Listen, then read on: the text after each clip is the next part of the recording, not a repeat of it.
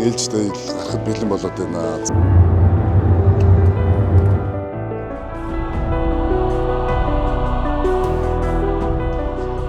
За тэгээд энд гайхалтай сүмээ орж үзцгээе. Хамгийн тохиромжтой салхин дээр байсан юм шиг байна.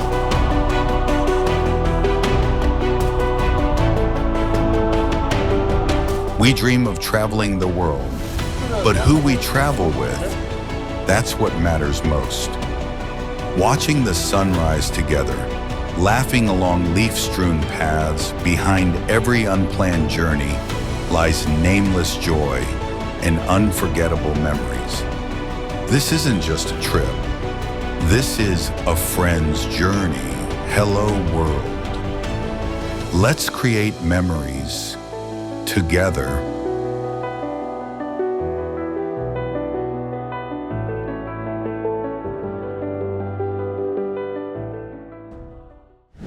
За, манайхан Улаанбаатараас хөдлөх гэж нөө Европын Польш, Унгар, Австри гэдэг улсуудаар одоо аялахад бас бэлэн боллоо байна.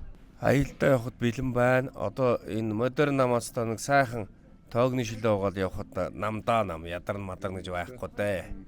За, Стамбулд уучлаа. Дамжаад Праг руу явна да. Дулаахан байна уу? Дулаахан бороотой өдөр байлаа, сайхан байна. За сайн байцгаана уу. За бидэд найзуудаа аялал үргэлжлүүлсээр явсаар хоёр дахь ээлжиндээ явцгааж байна. Тэгээд одоо бидэд эхнийхөө өдөр энэ Стамбулын онгоцны буудлын дээр буучаад яаж үнэгүй Wi-Fi олох үгээ сууцгаач дөө. За одоо Турк улсаас бид нэр одоо Чех улс руу явах гэж байна. 2 цаг 30 минут дараа нисэх гээд ингээ найзуудаар хүлээгээд байцгааж байна. Парагаас цаашаа Польш орно. Польш өнгөрүүлсэн 4-5 жилийг дурсан. Тэр газар дахиж очих цагтаа сайхан байна. Польш улс маш сайхан хөгжсөн гэж дуусан. Очиж хөгжиж цэцгэлийг харъя да. За тэгээ Европт ч уулзцгаая. За сайн байцгаана үзэгчтэй найзуудын аялал маань Чех улсын нийслэл Алтан Праг хотноо ирээд байна. За тэгээ бид бүхний энэ зогсож байгаа газар бол Староместский намести буюу Прагийн хуучин хотын өргөн чөлөө гэдэг газар. За яг одоо энэ талд бол Алтан цагийн дэргэд ирсэн байна. За бидний хойно харагдаж байгаа энэ өндөр храм буюу сүм бол Прагийн бас нэгэн бэлэг тэмдэг болсон ийм алдартай сүм байна. Чех улсын тухайд ярих юм бол манай эртний 870 оноос эхэлтэй Дачи Бохемиа гэдэг анх улс бас байгуулагдчихсэн. За түүний дараа Чингис хааны үед 1198 онд алдарт одоо Бохемийн эзэнт улс гэж одоо байгуулагдчихсэн ийм түүхтэй. Нэгдүгээр дайны дараа буюу 1918 онд Словак улстай нэгдсэн Чехословакия гэдэг улс одоо болон байгуулагдчихсэн. Чехословак улс маань өөрчлөн байгуулсан перестройкийн дараа ингээд 1993 онд ингээд салаад Чех Републик нэртэйгээр одоо болтол байна. Нийслэл хот нь мэдээж одоо Алтан Праг, за тэгээд томоохон хотууд гэх юм бол одоо Борно, Острава, Пилзен гэдэг одоо хотуудтай. Хэлний хувьд гэх юм бол Чех хэл маань бол өөрөө словен хэлнээс гаралтай, орос хэлтэй одоо нэлээд төстэй иймэрхүү хэлээр ярьдаг. Амьдралын хэв маягийн хувьд гэх юм бол Чехүүд маань пив уудаг, герман, англичуудтай төстэй, хоол хүнсний хувьд, хэрэглээний хувьд ийм улсууд байна. За үзэж харах түүхийн хувьд бол маш баялаг түүхтэй. Европын хамгийн хүчрхэмтэй хотуудаас эхний 14 ч ихсэж байна. За дотоодын нийт бүтээгдэхүүний хувьд бол 10 сая хүн амтай энэ улс бол дэлхийд 47-д жагсаж байгаагаас онцлог байна. Бидний одоо яг энэ зогсож байгаа энэ жуулчд маш их ирж байгаа энэ газар бол 14-р зуунд байгуулагдсан астрономийн цаг буюу дэлхийн одоо хамгийн олон жил 600 жил зогсолтгүй ажилласан энэ монголчуудын маань хийцэнснээр Алтан цагийн дэргэд бас ирээд байна. Алтан цаг маань бол 1400 оны ихээр баригдсан. Карл Мост болохоор 1357 онд бас суурин тавигдсан гэж үздэг юм аа. Ер нь Праг хот маань ингээд алхахад айгүй гоё үзэх харах юм ихтэй. Бид хүн ингээд Вацлавский наместигээс алхаж явсаар хагаад энэ Староместский наместид ирлээ. Одоо ийшээ дахиад жоохон алхаад Карл Мост орчин. За Карл Мостоос цаашаад хааны ордон буюу одоо манай алдарт нөө Бохемийн эзэн хааны ордон одоогийн ерөнхийлөгч Петр Павлийнх нь амьдарч байгаа ордон руу одоо бүгдээр очиж үзцгээе. Найзуудын аялал үргэлжилж байна.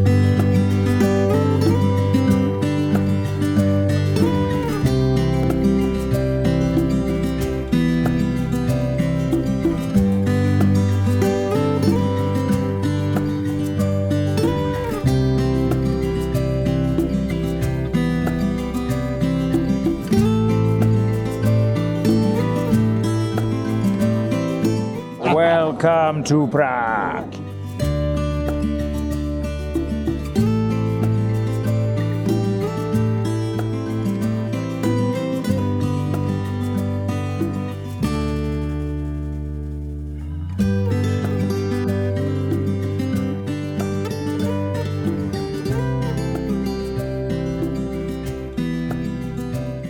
Найзуудын аялал Чехийн Теплице хотод хүрээд ирсэн одоо 1850 оноос эхлэлтэй түүхтэй ийм ресторанд орж ирээд байна. Та бүхэн одоо тэр дээшээ харах юм бол нөгөө Чехийн одоо пивовари гэж нэрлэдэг Чехийн үндэсний ийм пивны үйлдвэртэй ресторанд орж ирээд байна. Манай Витик бол түрүүн над хэлэхдээ энэ Теплице маань өөрөө Чехийн түүхэн хот. Тэгээд Германы хилээс 20 км-ийн зайд оршдог. Энэ газар ерөнхийдөө Теплице хот маань бол дэлхийн 2 дугаар дайнаас өмнө Германы эзэмшилт байжгаад дэлхийн 2 дугаар дайны дараа германууд одоо чехүүдэд ингээд буцаад өгсөн гээд маш сонирхолтой үг ярьж байна. Бид нар одоо ингээд яг одоо энэ амьд пивнес ингээд амтлаад ингээд амсаа сууж байна. Се нареписуя уручня. Энийг хүртэл гараараа ингээд бичдэг. Одоо бидний нөгөө уужраа битэл эдэрс ирж байгаа юм. Автехтанка, пивак, а в том петлеje pivo. Takže když se tlačí vzduchem, tak to pivo nepřijde vůbec do styku se vzduchem. Түүхийг цэцгэн мөн үү? Зүрх цэцэг. Мөн бай тий. Хэмэл Зүрх цэцэг юугаар тамил Monte Carlo Luxury Residence цогцлбор хороол нь хотын төв талбайгаас 5.9 км зайд орших. Айглын сайхнаар хүрээлэгдсэн богдхан уулын бэлдэс сүндэрлэн эрүүл хөрс эко ногоон орчин цэвэр агаарт таны тав тухыг цогцлоож эрүүл аюулгүй их хотын дуу чимээ агаарын бохирдлоос хол олон улсын стандартын дагуу оршин суугчдын хэрэгцээ шаардлагад бүрэн нийцэх үйлчилгээний нэгдсэн системтэй нийт 7 блокоос бүрдэх 843 айлын офис үйлчилгээ хүүхдийн цэцэрлэг сургууль бүхий цогцлбор хотхон юм. Айглын сайханд цэнгэг агаарт их хотыг төлдөх арга харууц Европ стандарт насан туршийн өвлөгдөх хөрөнгө Monte Carlo Luxury Residence. Я американо.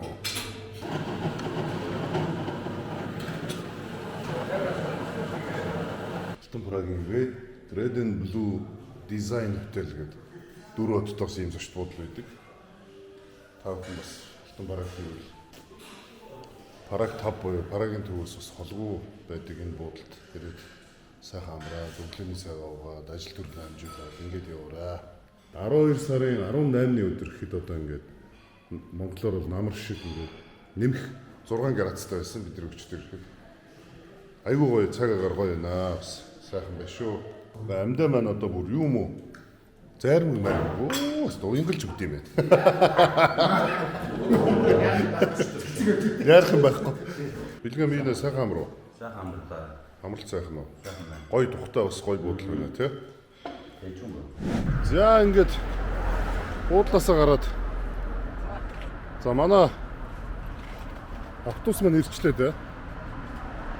Манай Евро төрөвлөө. Mercedes-Benz. За Mercedes-Benz-ийг одоо ингэ явна да. За ингэ өнөөдөр 12 сарын 18-ны өдөр Парагаар явж ин да. Өмнөсөө Алтан барагта ахаал хүрээд ирлээ да. Ахаал ингэ хүрээд ирлээ да. Одоо ингэ. За ингэ Парагийн төв гудамжинд бид нар чи юугаа хийгээд шопинг хийгээд ингэ чөлөөт цаг ингэ явж ин да. Ганцаа дэлгүүрээс юу аав? Үүдөө гүрхэн хослол авлаа. За. Үүдөө нэг гоё гүртэг авахлаа. За. Юм авлаа гэж байна. Аа. Тэгээ ер нь шинэ жилийн бас уур амьсгал орцсон байна. Гоё шүү. Тэгээ Парагта бас ингээд яг шинэ жилээр бас ирээг удсан байна. Ер нь их айтайхан байна шүү. Янзын гоё. Уламжлал ёсоор Чехийн Алтан Параг хотноо Christmas market гарсан байна. Парагийн яг төв хэсэгт байдаг Мустикийн метроны яг хажууд шинэ жилийн одоо худалдаан дээр хүрээд ирсэн байна. За тэгээ эндээсээ бид нэр доошоо алтан цагныхаа тийшээ Староместко наместэрг үргэлжлээд явнаа. Энэ удаагийн найзуудын аялал маань Польшийн Лигнице, Польшийн Краков, Польшийн Варшав, за тэгээд үргэлжлээд Унгарийн Будапешт, за Австрийн Вена гээд 4 улсаар аялахаар төлөвлөөд ингээд Монголоос гарцгаалаа. Энэ удаагийн аялал маань шинэ жилийн үеэр явж байгаад нь бас онцлог болж байна. Бараг хот маань одоо гацуураа зарчсан байна. За энэхүү жил болгон уламжлал болгон зохиогддог энэхүү үслийн яран маань 2-3 жил завсарсны эцэст одоо 2022 оноос эхлээд одоо энэхүү зах маань ингээд үүд алганыг ажиллаж байгаа юм байна.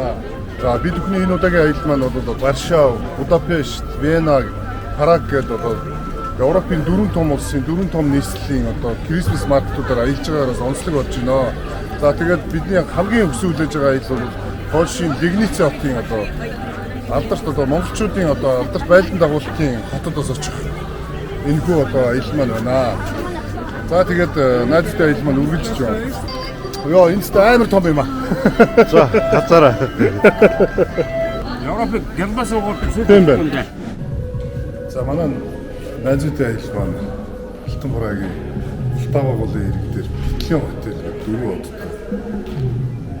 Эртний одоо 13 дугаар зууны үеийн цайзсан одоо цайз дотор байдаг ийм зочд буудалд орж ирээд байна. Өглөөний цайгаас бид нар энд уух юм байна. Ресепшн Монгол охин байна. Айгүй найрсаг. Тэс гоё үйлчилж байна. Найзтай одоо энэ 13 дугаар зууны үеийн 14 15 дугаар зууны үеийн одоо цэргийн нөгөө төмөр дуулга гэдэртэй ийм газар байна. Сонирхолтой буудал биш шүү.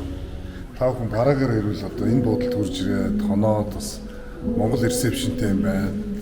Бидэрт бас их айгүй уян хатан найрсаг гоё үйлчилж байна. Тэгээд буудал нь өөрөө 200 төгрөгтэй юм байна. Гадаа зогсоол нь бүр айгүй гоё том зогсоолтой байна. Хуучин 13 дугаар зууны үед хуучин хааны шилтгэн байсан газар юм байна. Яг Прагийн Ултаа голын хажууд одоо уулын дэрэг гэх юм уу? Ер нь яг хотын төвдөө юм байна. Айгүй гоё буудлаа шүү. 15 дугаар зууны үеэс эхлэлтэй Ром эзэнт гүрний үеийн нуман хэлбэрийн загвараар баригдсан юм хуучны эртний цайз байсан газар. 18 дугаар зуунд бол энэ цайзыг одоо зочдууд болгон тогтчулсан юм байна. За тэгээд Плитон хотел гэдэг хуучны хэв маягийн за 4 одтой ийм зочд буудал найзуудаараа ингэ сайн буулаа. Тэгээ манай Монгол ресепшн охин маань биднэрт одоо маш хурдан шуухай үйлчлээд бидний одоо хүссэн өрөөнүүдийг одоо өглөө. За өглөөний цайны хувьд бол их гоё хаалагдлаа. Бүх юм их гоё байна. За та бүхэн одоо Прагт ирвэл энэ Плитон хотел гэдэг энэ хотелд бас бууж үзээрэй. 15 6 дугаар зууны үед байгаа юм шиг тийм мэдрэмж төрдөг, сэтгэл төрүүлдэг ийм сайхан буудал байна. За манай аяллаа баг маань ингээд Чехийн алдарт Карловы Вари Чехийн одоо алдартай 4-р Карл хааны одоо үүсгэн байгуулсан Чехийн одоо амралт зугаалга одоо халуун аршаантай ийм цогцлбор газар үрж ирээд байна. Манай ихч лигжмаа ихч те? Тийм. За манай Чех улсад одоо албан ёсоор оршин суудаг лигжмаа ихчтэйгээ бас ингээд уулзаад бидний одоо бас өнөөдөр албан ёсны чех хэлний орчуулагчаар манай лигжмаа ихч ажиллаж байна. Бидний одоо үзэгчдэд сонирхуулах гэж байгаа зүйл нь юу вэ гэхээр одоо Чехийн нэрийн хуудас болсон, брэнд болсон Бихеровка гэдэг архины одоо музей дэлгүүрт одоо очиж үзэж байна. За Карловы Вари бол ер нь Герман, Чехийн хил дээр байдаг. Оросууд бүх үйл хөдлөлтүүдийг одоо худалдаад авчихсан байсан. Оросууд ихтэй гэдгээр бас алдартай. Социализмын үед манай монголчууд маш ихээр хурж ирж амардаг байсан газар шүү дээ. Тийм ээ лигжмаагч. За ер нь бол ийм модтой, за голтой, уулт устай ийм гоё газраа бас Карловы Вари бол. За энэ бас Бохемийн кристалл энэ төр зардсан юм байна. Тий, Бохемийн одоо кристалл нөгөө Чехийн алдартай тий болор зардаг бас юм байна. За энэ одоо нөгөө алдартай Бихеровка нь шүү дээ. Манай найзтай аялал маань Карловы Варын алдартай Бихеровкагийн музей дэлгүүрийн үдэнд хүрэлцэн ирээд байна. За тэгээд лигжмаа гчтэйгээ бас ингээд Чехийн тухай замдаа зөндөө зүйл ярилцаад ингээд ирлээ. Карловы Вари маань 12 аршаантай 12 төрлийн халуун аршаантай 13 дахь аршаан нь бол энэ алдарт Бихеровка гэдэг 1807 онд олон нийтэд танилцуулсан Чехийн брэнд болсон юм. За одоо арх гэхээсээ илүү те одоо 38 градус тий ер нь эм болсон юм юу те. Карловал эртний хот байгаа. Тэгээд одоо 500 600 жилийн түүхтэй тий. Тэгээд дээр үес халуун аршаан дээр тэгээд хүн болгон гаднад дотноос гадаадаас хүмүүс ирж энд аршаанд орж тий.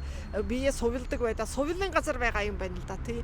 Тэгээд халуун аршаанд одоо ч хүртэл тий. Тэгээд одоо бид боломжийн байвал одоо тэр 12 аршааныг очиж амснаа. Тэгээд хүн болгон энэ хотоос явахдаа энэ Бихеровка гэдэг энэ бас аршаан 13 дахь аршаанаас бас худалдаж бэлэг дурсгалын бараа болгоод гэртээ авааждаг тий. Тэгээд бас уулан амсаад үзвэл уулан нэг ямар эмийн ургамлаараа хийсэн их нандин ховор юм байгаа тий. Уух гэвэл тий. За. Зөв энэ хавь одоо тэгээд нөгөө Чехийн нөгөө лазны буюу одоо совлуудаар алдартай ойрхон Марянский лазн гэдээ бас байдаг шнэ тий. Франциско лазны гурван аршааны газар байдаг. За тэр дотроо Карловы Вары бол хамгийн алдартай социализмын үед одоо монголчууд нөгөө Чехтэй найрамдалт харилцаатай байх үед одоо ч гэсэн найрамдал харилцаатай байгаа монголчууд маш ихээр ирж одоо Карловы Варыг амардаг байсан. За тэгээд миний мэдж байгаагаар болохоор 4-р Вацлав хааны үеэс 4-р Карл хааны үеэс одоо энэ 500 жилийн түүхтэй энэ газрыг одоо ингэж хөгжүүлж ингэж одоо амарч ирсэн байлээ чехүүд. За тэгээ бүгдээрээ энэ дотгошоо орж үзчихээ. Энд одоо бас нэг Карловарын фестиваль одоо Карловарын кино фестивал гэж болдог тийм. Дэлхийд даяараа алдартай тийм. Дэлхийд алдартай тийм. Джеймс Бонд ирсэн тийм тоглолт. Тийм Джеймс Бондын киноны зураг авсан гэдэг байгаа тийм. Казино Роял гэдэг кино авсан юм байлаа. Тэгээд өөрөө алдартай нэг жүжигтэн ирсэн байна тийм.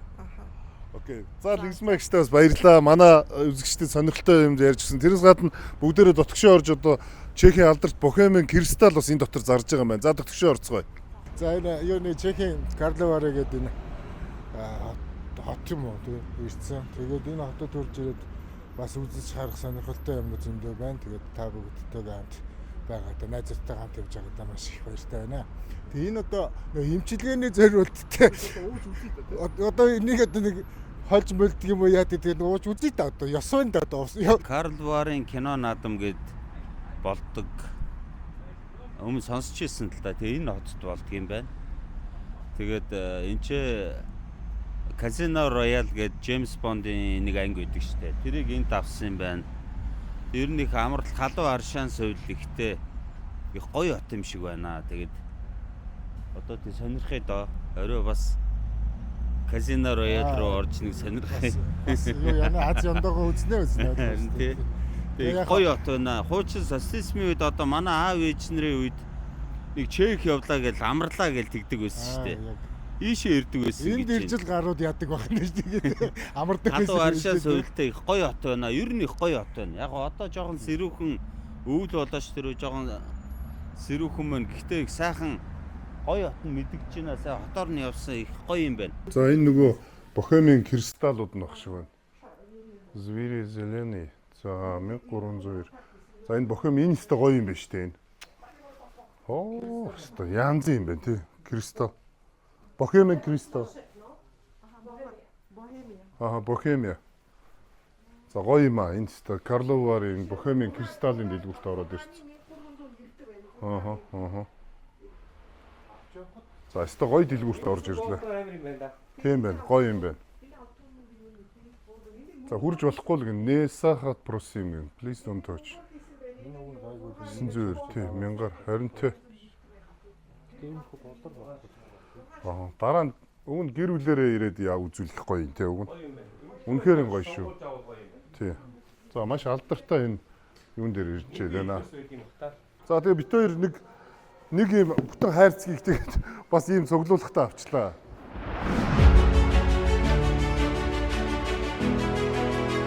Дэлхийгээр аялах таны мөрөөдлийг хөтлөгч Euro Travel.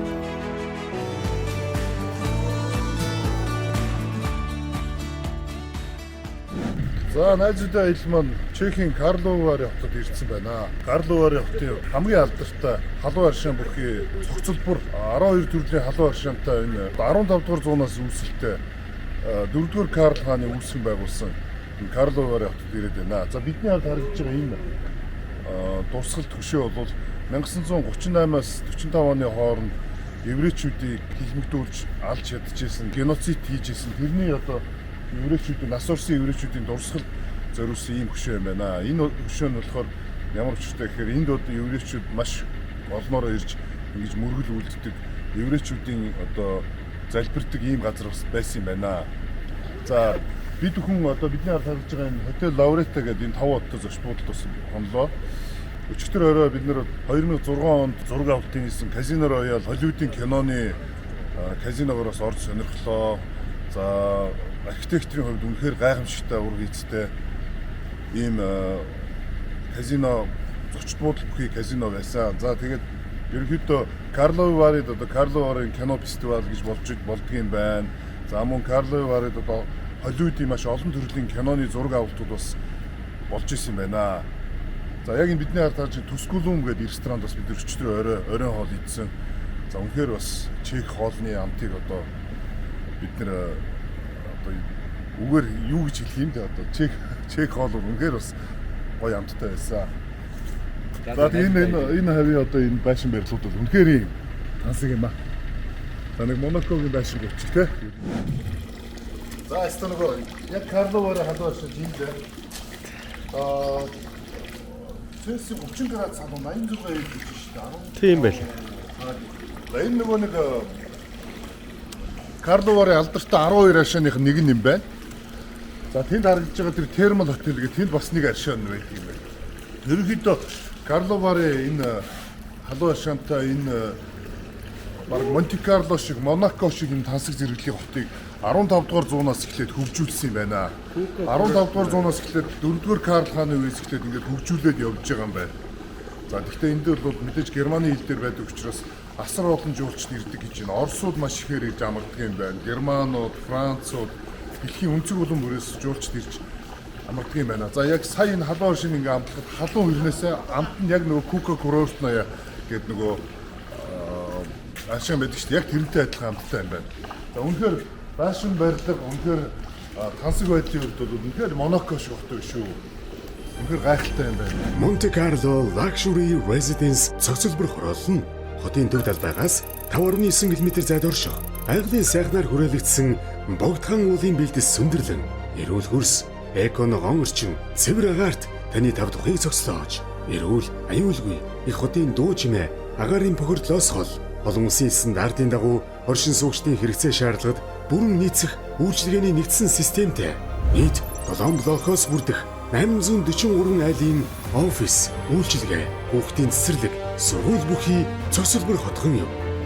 Байгалийн сайханд цэнгэг агаарт их хотыг төлдөх арга харууц, Европ стандарт насан туршийн өвлөгдөх хөрөнгө Monte Carlo Luxury Residence.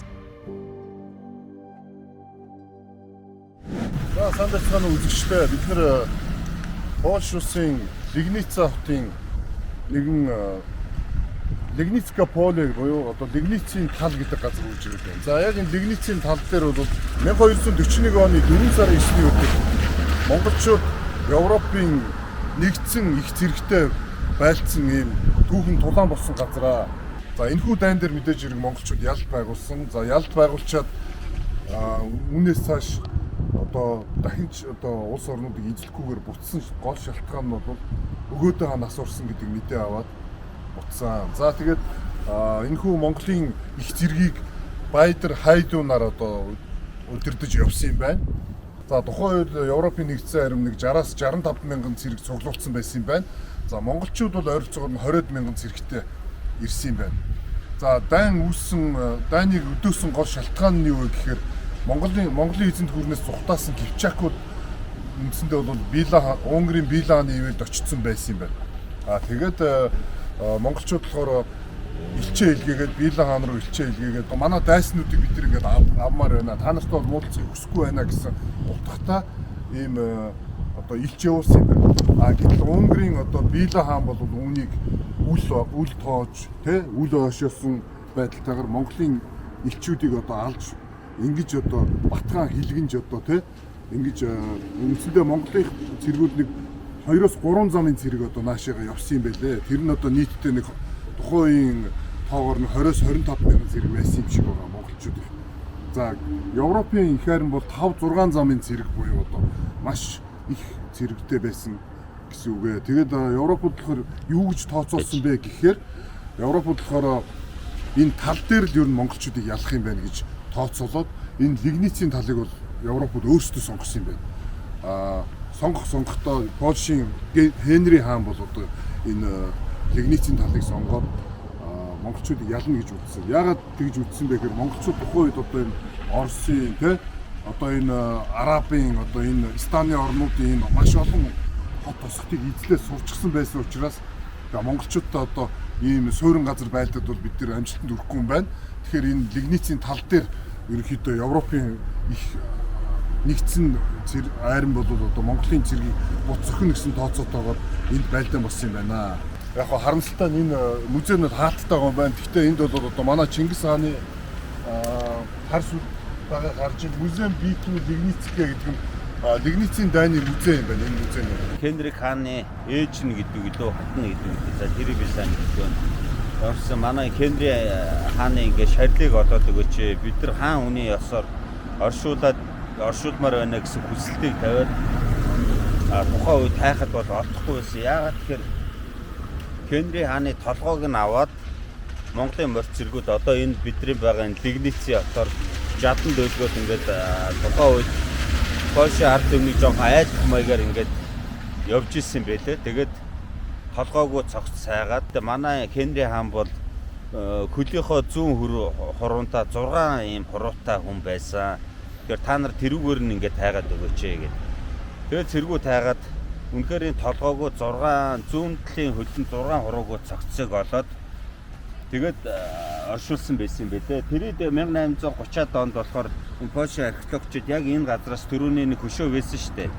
Тэндээс олоод тэгээд энэ музейг байгуулад Польшийн ард түмний одоо татарын халдан довтлогчдоос одоо эх орноо хамгаалсан Хенрик хааныг болохоор үндэсний баатар мэдээр үздэг юм байна. Яг нь тухайн үед дайнд мэдээж ялаагүй ч гэсэн монголчууд яг цаг тухайн үеийн нөхцөл байдал түүхийн сонин эргэлтийг хараад монголчууд нутаг ботсон юм байлаа. Яагаад гэхээр Монголын тал нутгаас өгөөдөө хаан бол тэнгэр тайллаа гэдэргээ буцаа гэсэн тушаал ирээд бүх цэргүүдээ гаргаад Батхан Сүбэдэ Жанжоо Ахмад өгөөд цэргүүдээ хураагаад Монгол руугаа буцаж ирсэн байлээ. Тэрийг болохоор энэ нөхдүүд болохоор яг Монголын цэрэг айрам ер нь цааш давтлах юм боломжгүй болчлоо тийм ээ. Цэргийн нөөц болцоо, цэрэг зэвсгийн нөөц болцоо нь ер нь мэдээ дундраад буцсан гэж үзсэн юм байна лээ. Тэгээд тэрийг одоо Польшийн үндэсний Хенрик хааныг үндэсний баатар мэдээр ярьдаг юм байна лээ. Тэгээд энэхүү сүмийг болохоор ингээ Хенрик хаан зориулсан, дотор нь бол монголчууд зориулсан тухайн үе дайны талаар холбогдолтой үзмрүүд энд ч байгаа.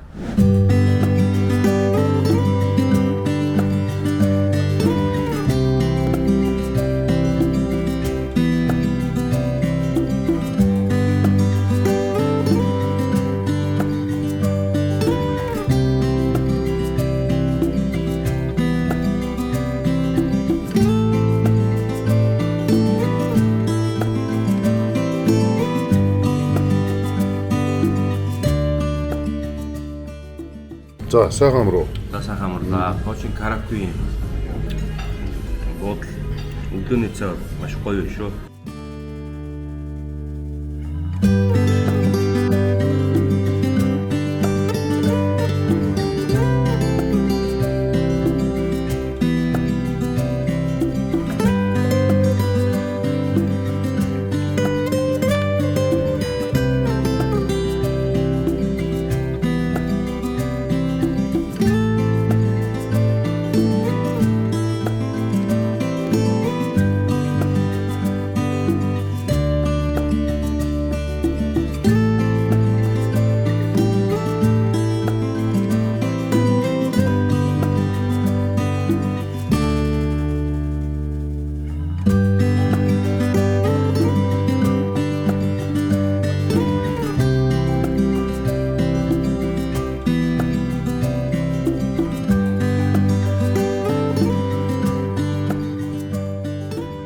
Дээдлүүдийг хараа. Тэр дээшээ хараа.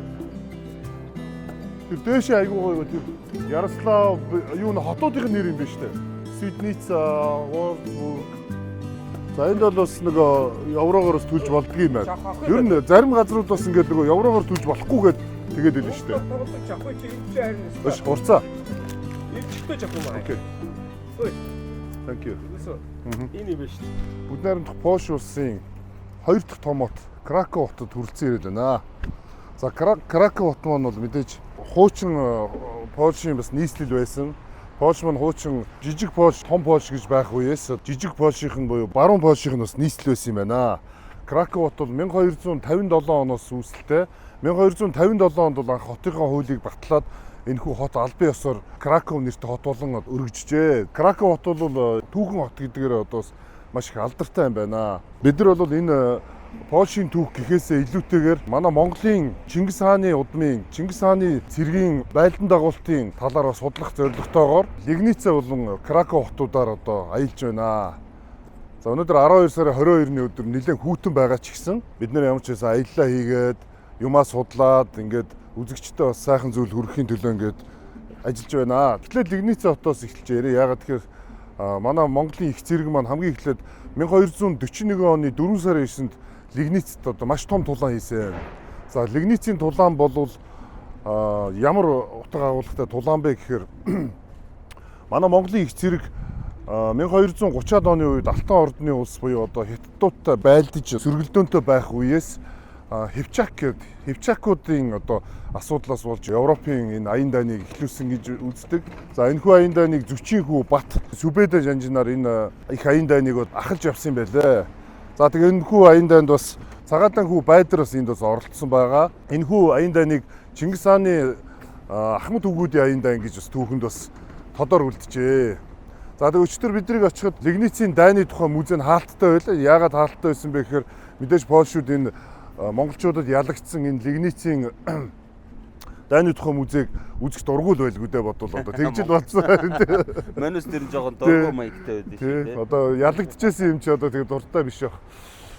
Тий. За тэгээ бид одоо энэ Краковын одоо хамгийн алдартай юмнууд нь юу вэ гэхээр одоо энэ Иринок гэдэг яг энэ төвд байдаг энэ өндөр сүм. Манай өвгдөөс Батхан Сүбэдэ жанжинаар одоо тэр сүмийн орой дээрээс нэг нөхөр бүрээгээр үлээж автлаа. Манай Монголын эрхэм мэргэн харваач 500 метрийн цаанаас голын цаанаас хоолойгийн нэвт тарвж исэн газар гинлээ базар.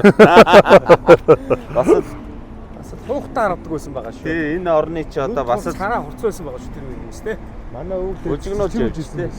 Энд одоо сүм дээр нь ингээд бүрээ үлээж яхад одоо Монголын зэрэг хоолойг нэвт тарвж исэн түүхэн сүм дээр одоо бас хурж ирлээ. За тэгээ одоо бид нар энэ Краковын бас хамгийн алдартай давсны музей руу явах гэж байна. За тэгээд энэ давсны музей дээр очиж уулзцгаая. За бид нар явсаар хагаад Краковын хамгийн алдартай 13 дугаар зуунаас эхлэлтэй Краковын давсны уурхай музей дээр хурж ирээд байна. Энд болохоор жуулчдад зориулаад 3.5 км-ийн урттай жуулчдад ийм үзүүлэх үзүүрийн танхим бэлдсэн юм байна. 1978 онд бол ерөнхийдөө энэ давсны уурхай болон Краков хотыг ЮНЕСКОгийн соёлын үд бүртгэж авсан юм байна. Польшуудын нэг сонирхолтой евро авдаггүй байгаа. Би тэрийг гайхаад байгаа. Өөрөөсөө шингээний оронд орсон. Өөрөөсөө шингээний орны шингээний гишүүн ороо. Тэгсээрс евро авдаггүй. Би тэрийг айгүй гайхаад байгаа. Ямар учиртай юм. Тэгээд time on the ticket. You have to be 5 minutes before British flag. Okay. It's that way. Okay, thank you. Thank you. За билет авчлаа да. Давсныхаа музейд орох. 580 золот буюу за нэг ойролцоогоор 150 евро орчим төлөлөө 5 хүн. Тэгэхээр одоо хэд гэсэн нэг хүн ойролцоогоор 30 евро юм уу да? Еврогоор бол. Витай Копалны таемник. Амар уухай байна. За ингээл ордог юм биш үү? Ингээ мотор дотор л цаа. Окей. За ингээд уухаар орлоо доо. Тий. Их л харанхуй газар руу орлоо доо. Тусан юм мэдээ гоё юм шиг үлээ.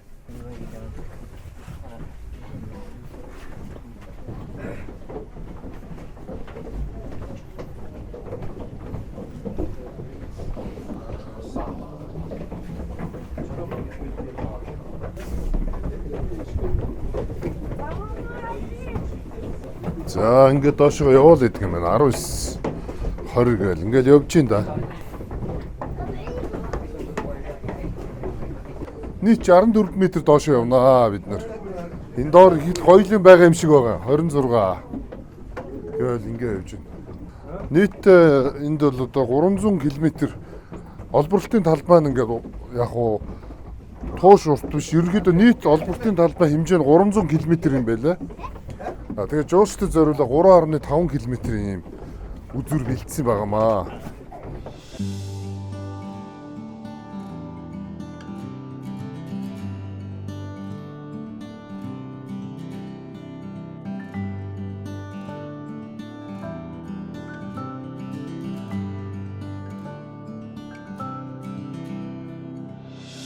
Энэ дотор байгаа энэ хөшөө дурсгал бүх юмнуудыг бол давсаар хийсэн. Тий. Амар давсаар хийсэн амар хөшөө шүү дээ. Maybe like in Singapore. 1473-аас 500 жил 1973 гэж байна.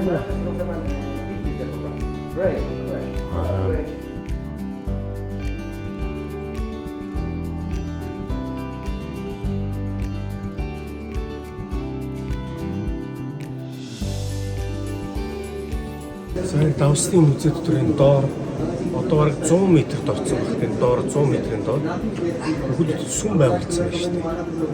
Энэ гайхамшиг юм аа давсан. Ганцоо хэдэн метрт явж байна? Guys, excuse me. Could you respect the rules if I ask you something, yeah? Энэ Есүс Христосийн оройн зоо гэдэг зургийг давсаар ингээд тоолгоо хийсэн. Вау.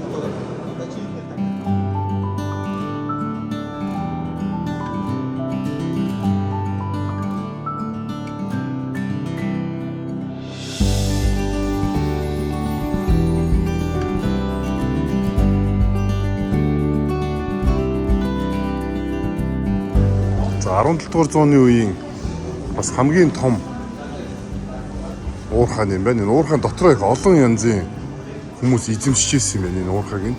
Зарим их жижигхэн уурхайнууд ч байна, том ч байна. Ондоо нэртэй юм байна.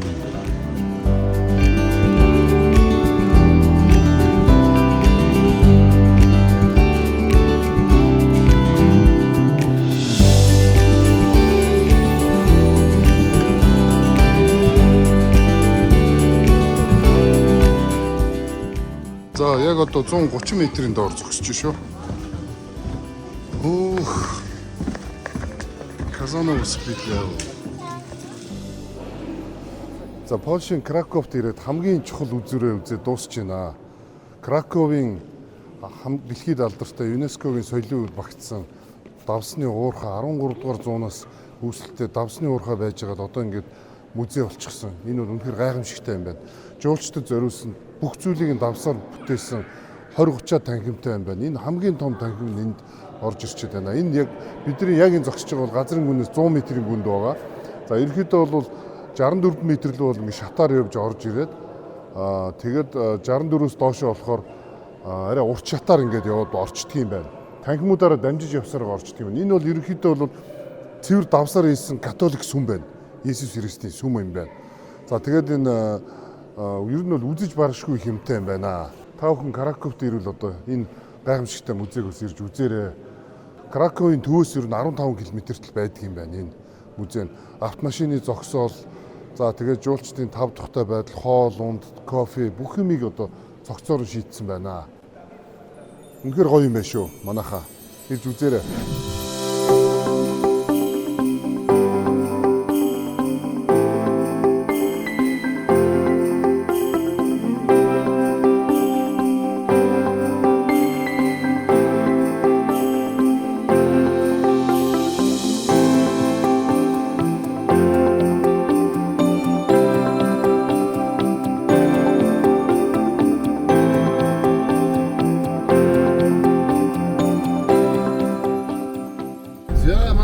Ингээд явж байна да. Сайхан явж шүү. Ашаа сайхан байна шүү. Ашаавч яасан ч ой явтээ. Яасан сайхан газар ээ.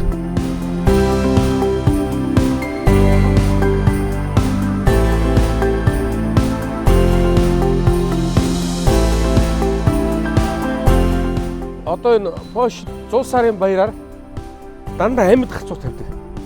Хиймэл хацуу тавихгүй. Тэгээ ингээд айлд нь орохоор энэ үнэр нь амар гоё юм. Би бол олон ч Польш айлд орсон дандаа энэ үнэн гоё. Гэрт нь ороход ингээд аюу гоё.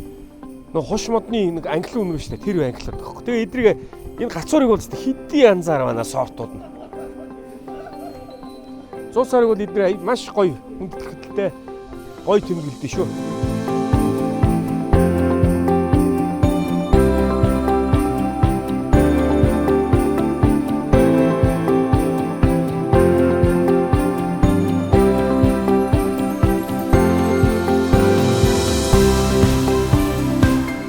Найзуудтай аялал маань Польш улсын нийслэл Варшав хотоос мэдчилж байна. Яг шинэ жилийн 100 сарын уур амьсгал орсон энэ өдрүүдэд найзуудтайгаа Европын Чех, Польш, Унгар, Австри гээд Европын 4 том нийслэлээр аялж байна. Польш улсын хувьд Польш улс нь 38 сая хүн амтай 312 км квадрат газар нутагтай мэдээж словен хэлний аймагт багтдаг словен хэлээр ярьдаг. За хэл ярианы хувьд бол мэдээж нөгөө мөн адил чехтэй бас төстэй ярьдаг. За мөн хоёр дахь том хот гэвэл Краков, бид нар бас Краковоос аялсан байгаа. Краков болон Лигници хотуудоос бид нар аялаад ирсэн. За ерөнхийдөө Европын холбоо маань 4 том гүрэнтэй Англи, Франц, Итали, Герман гэдэг. За яагаад энэ 4 том гүрнийг яриад байна вэ гэхээр энэхүү 4 том гүрэн маань одоо Грит 8 буюу G8-д одоо багтдаг. Польш бол зүүн Европын хамгийн том эдийн засагтай, хамгийн өндөр хөгжилтэй, хамгийн одоо баян орн болсон байна. 2007 оны 12 сард Польш улс маань Чех улсын нэгэн адилаар Европын холбооны шингээний одоо гэрээнд нэгдсэн. За тэр цагаас хойш бол одоо энэ хүү хөдөлмөрч энэ баатарлаг энэ ард түмэн бол үнэхэрийн одоо Польш улсыг маш өндөр хөгжүүлж чаджээ. 1 евро бол 4 золоттой тэнцэж байгаа. Энэ бол маш өндөр үзүүлэлт байгаамаа. Гадаа хүүтэн байгаа болохоор нэгэн сайхан Польш үндэсний Господа гэдэг ресторанд ороод ирлээ.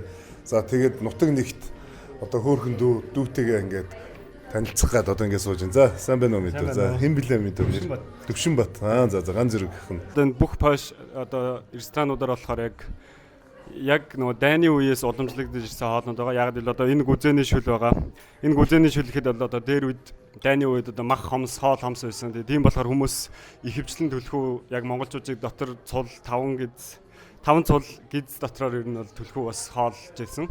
Тийм болохоор одоо энийг яг өвлөж одоо ингэж уламжилж авчраад одоо яг өнөөдөр одоо ингэ бүх одоо уламжлалт ресторануудаар одоо ингээд менюнд нь ороод ингээд хоол болцсон байгаа. Энэ болохоор жүрек гэдэг одоо хоолын талхан дотор гих мэтлээ одоо ингээд дайны үеэс ер нь бол уламжлагдсан хүмүүс нь өөрсдөө ингэж бас бэлгшээж үздэг.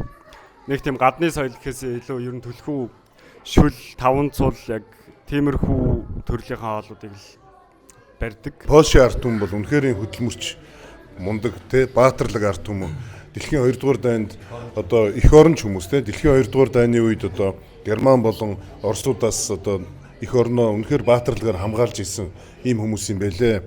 За тэгээ Варшав хот бол 1323 онд Варшав хот гэдгийг одоо өөрсдийн хотынхоо хуулийг батлаад ингээд тунхагласан юм байлээ. Варшав хотын тухай бас мэддгээс манай үзэгчдэд бас хуваалцаач. Ер нь ихэнх хэсэг нь бол устгагдаагүй үлдсэн. Ягаад гэвэл бас дайны үед нэг тийм хуулиасан тухайн орны одоо тэр сүм болон нэг тиймэрхүү түүхэн холбоотой газруудыг устгахгүй нэг тийм бас жаахан юу байдаг. Тийм. Тэгээд польшчууд болохоор дайнаас аврагдсан ганц арга нь болохоор сүм байсан. Тэд нар одоо яг устгахтын яг ирмэг дээр нөгөө сүмийг нь болохоор одоо герман ч юм уу оросчууд эсэргүүцэж чадахгүй болохоор яг польшчууд тухайн үед бүтэнсээ өдөр болгон сүм цуглаад яг польш хэлээрээ ярьдаг. Тэгээд түүх соёл авч үлдэхийн тулд одоо сүм ганц гарцсан байсан юм уу? Гарц шийдлэнээс болохоор одоо өөрчлөлт одоо польшчууд айгүй их бэлгшээдэг. Сүмдээ бүтэнсээ өдөр болгон явдаг. Тэгээд үндснийхээ хоол айгүй их дуртай. Тийм болохоор л одоо сүм шашин нь одоо ганц одоо тийм католик шашин нь одоо ганц одоо үлдэх бас нэг том үндэс болсон гэж боддог. Окей. За баярлалаа. За баярлалаа. Маш их баярлалаа. Jak śmiergał piasku nad nami, wodzienicze uczucia nieznane, jak rosa błyszcząca nad ranem. Miłość rodzącej się tak serce raduje piosenki tej śpiew, piosenki o mojej Warszawie.